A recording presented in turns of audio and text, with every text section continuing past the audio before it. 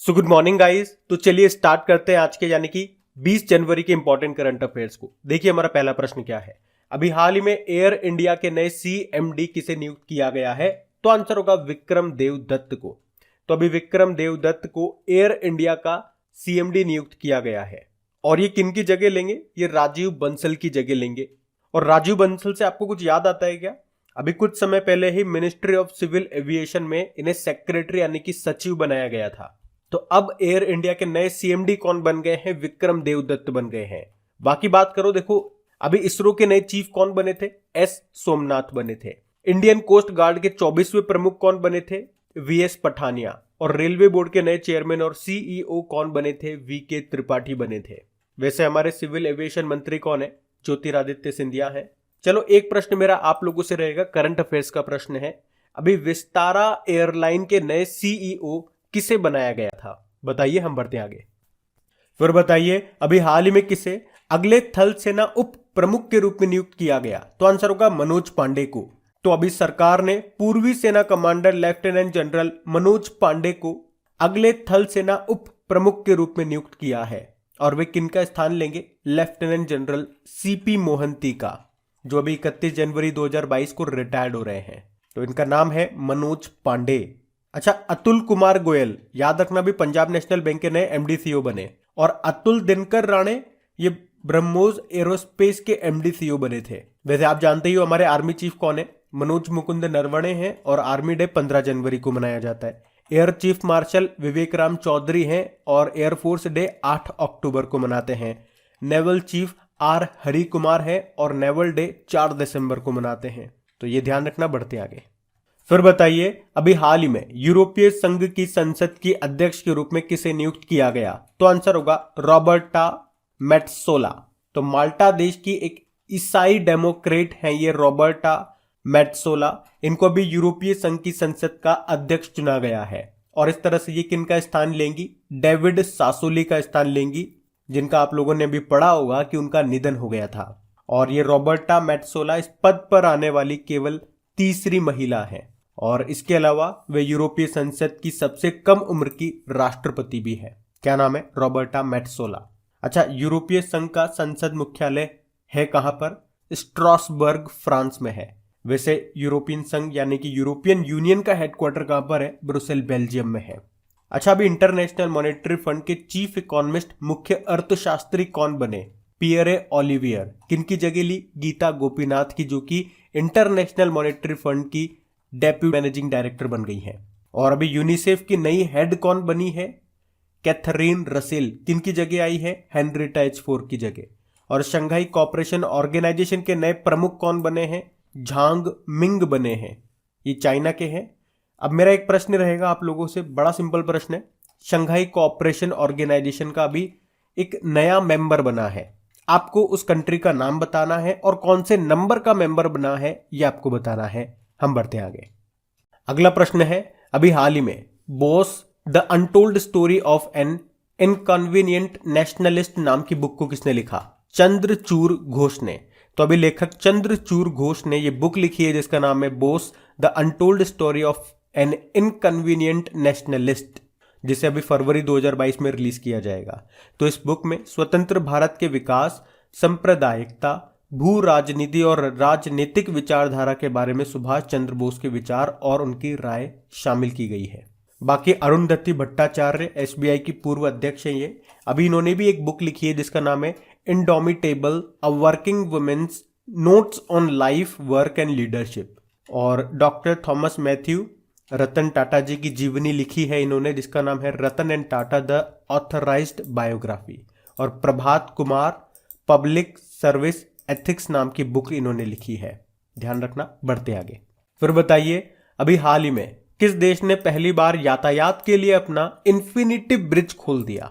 तो आंसर होगा United Arab अमीरात। तो यूनाइटेड अरब अमीरात के दुबई में इन्फिनिटी ब्रिज को औपचारिक रूप से पहली बार अभी 16 जनवरी 2022 को यातायात के लिए खोल दिया गया है। मतलब इस ब्रिज को आप देखोगे तो देखो आप इमेज में, इसका जो डिजाइन है ना वो गणित के इन्फिनिटी के जैसा है, इसलिए इसको नाम दिया गया इन्फिनिटी ब्रिज। इसमें आपको 6 लेन मिलेंगी, पैदल चलने वालों के लिए भी है और साइकिल चलाने वालों के लिए भी इसमें आपको लेन मिलेगी। इसकी लंबाई है 300 मीटर की और ये कितना चौड़ा है, 22 मीटर ये चौड़ा है। और ये जो पुल है ये डीश और बर दुबई के बीच में बनाया गया है। चलो 2-3 प्रश्न मैं आपसे पूछता हूं इसी से लिंक करके, वो आपको बताने हैं। जैसे कि अभी उड़ीसा का सबसे लंबा पुल बना है जिसका नाम है टी सेतु, क्योंकि ये टी आकार का है। किस नदी पर बना है, महानदी पर बना है, कटक जिले में। इसके अलावा हमने पढ़ा था भारत का सबसे लंबा रोड आर्क ब्रिज, ये कहां पे बना, मेघालय में, मेघालय के पूर्वी खासी हिल्स जिले में, जिसका नाम है वाहय ब्रिज।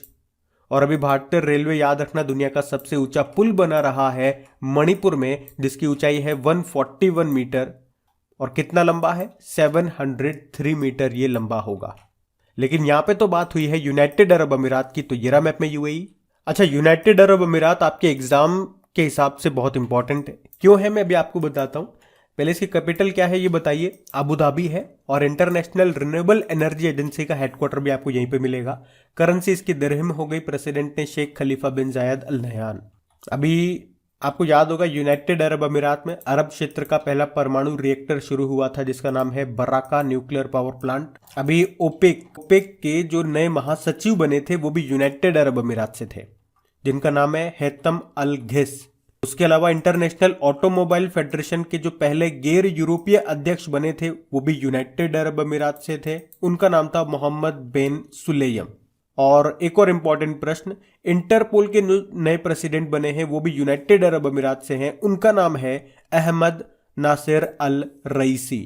इसलिए मैंने आपको बोला ये अभी काफी चर्चा में है यूनाइटेड अरब अमीरात। और क्या याद रख सकते हो, अभी अपने मौजूदा 5 दिवसीय कार्य सप्ताह को 4.5 दिन में बदलने वाला पहला देश बना था यूनाइटेड अरब अमीरात।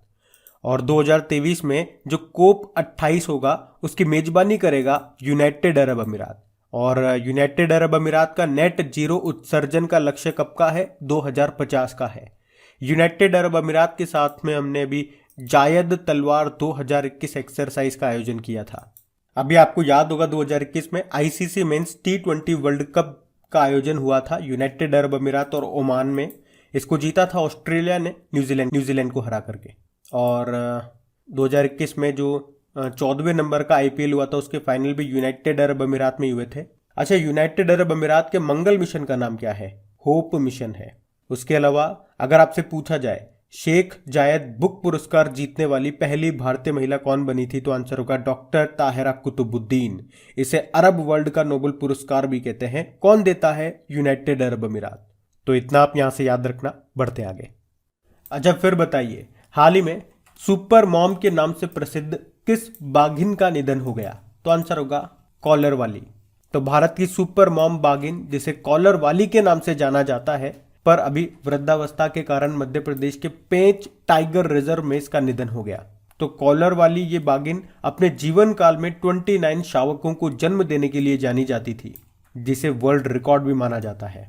अच्छा, आप कमेंट बॉक्स में टाइप करके बताइए जरा कि वर्ल्ड टाइगर डे हम लोग कब मनाते हैं। बाकी जोनाथन ये नाम आपने सुना होगा, दुनिया का सबसे उम्र दराज जीवित स्थलीय जीव है ये कछुआ, जिसका नाम है जोनाथन। और भारत की सबसे पुराने भालू का भी वन विहार राष्ट्रीय उद्यान में निधन हो गया था, इसका नाम था गुलाबो।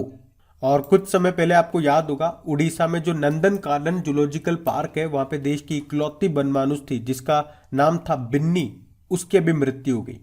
और बिन्नी से याद आएगा बन्नी, भारत की पहली टेस्ट ट्यूब भैंस का नाम है बन्नी और इसने भी एक बछड़े को भी जन्म दिया था, कहां पे, गुजरात में।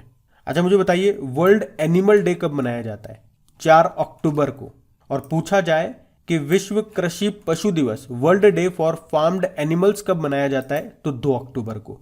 और विश्व प्रयोगशाला पशु दिवस कब मनाते हैं, तो 24 अप्रैल को। और पूछे कि भारत का पहला सरकार संचालित पशु एम्बुलेंस नेटवर्क कहां पे स्थापित किया गया, तो आंसर होगा आंध्र प्रदेश में। तो ये ध्यान रखना, बढ़ते आगे।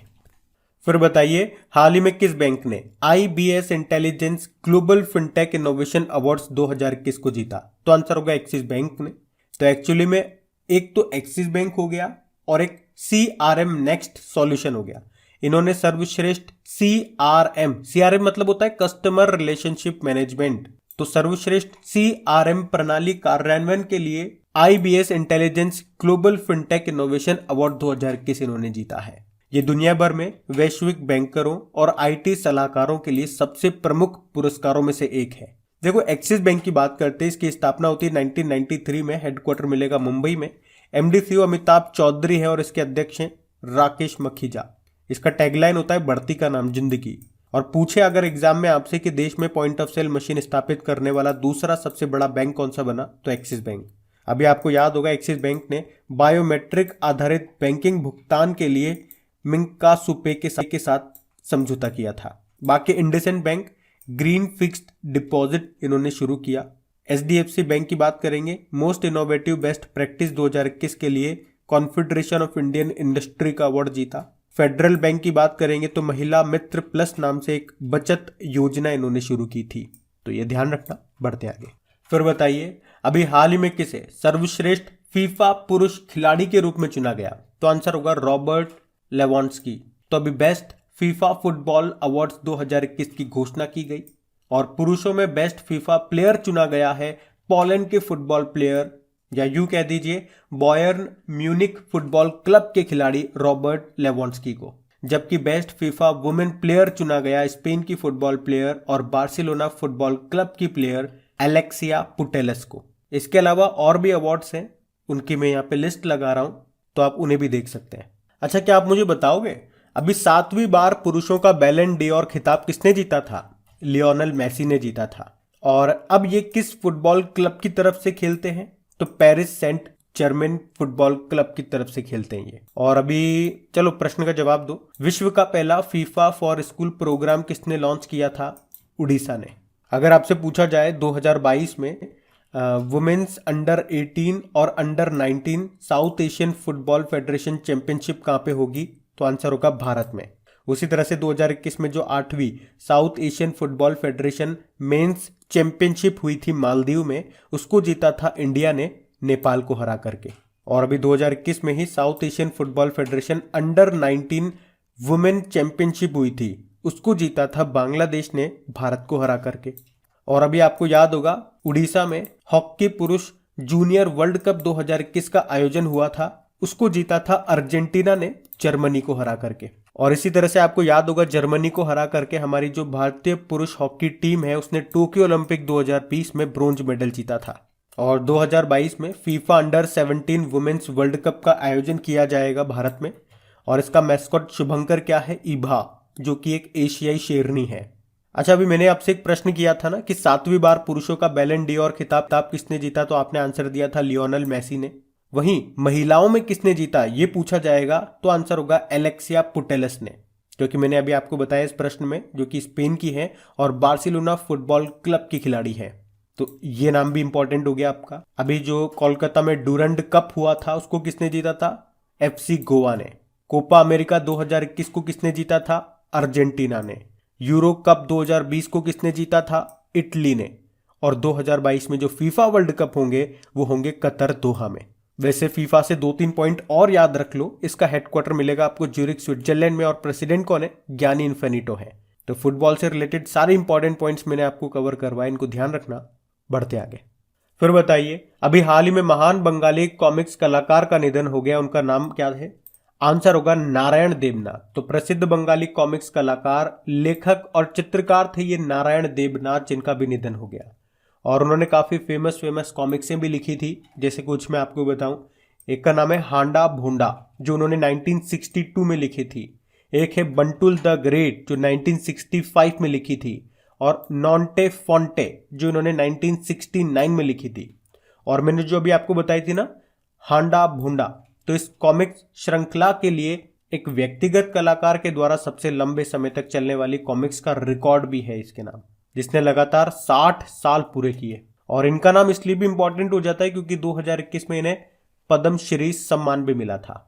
अच्छा, ब्रजेश मिश्रा हमारे पहले राष्ट्रीय सुरक्षा सलाहकार थे, जिनका भी निधन हो गया। चलो कमेंट बॉक्स में टाइप करके बताओ हमारे वर्तमान में राष्ट्रीय सुरक्षा सलाहकार यानी कि नेशनल सिक्योरिटी एडवाइजर कौन है, और अभी उप राष्ट्रीय सुरक्षा सलाहकार डेप्यूटी नेशनल सिक्योरिटी एडवाइजर कौन बने, ये भी बताओ। बाकी अरविंद त्रिवेदी की बात करेंगे तो जो आपको याद होगा रामानंद सागर के रामायण आती थी उसमें रावण का रोल किया था इन्होंने, अरविंद त्रिवेदी, इनका निधन हो गया। और बलविंदर नकई इफ्को के चेयरमैन थे, इनका भी निधन हो गया। तो ये नाम भी इंपॉर्टेंट रहेंगे। बढ़ते आगे। अच्छा बताइए, हाल ही में यूपीआई मतलब होता है यूनिफाइड पेमेंट इंटरफेस। तो यूपीआई ऑटो पे शुरू करने वाली पहली दूर संचार कंपनी कौन सी बन गई है? तो आंसर होगा जियो।